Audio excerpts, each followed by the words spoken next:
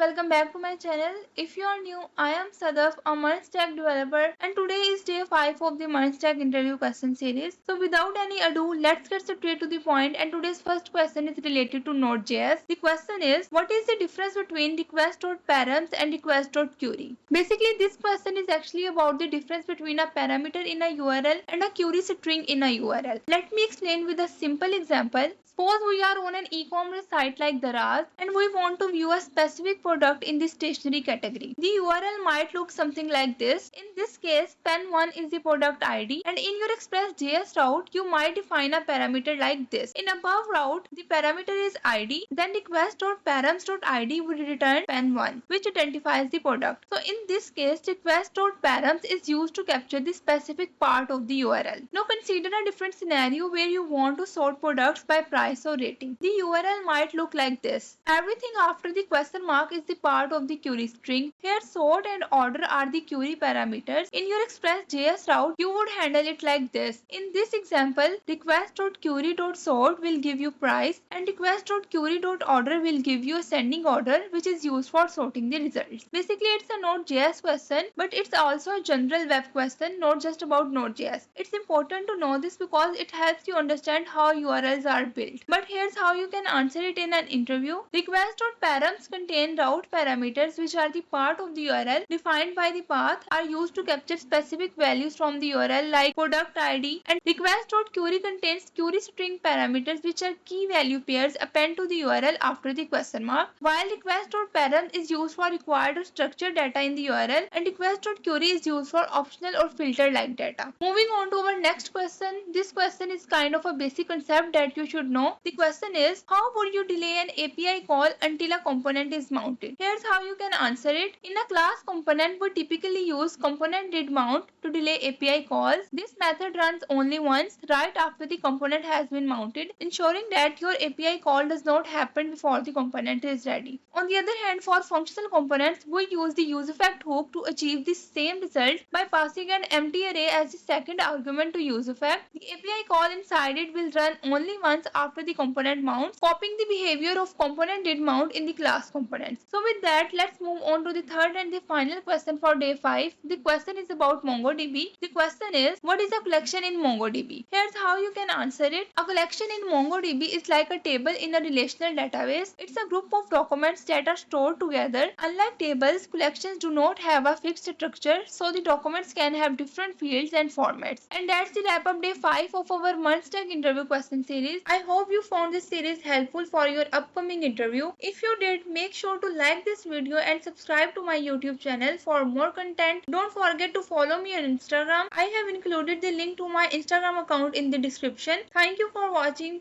Allah Hafiz.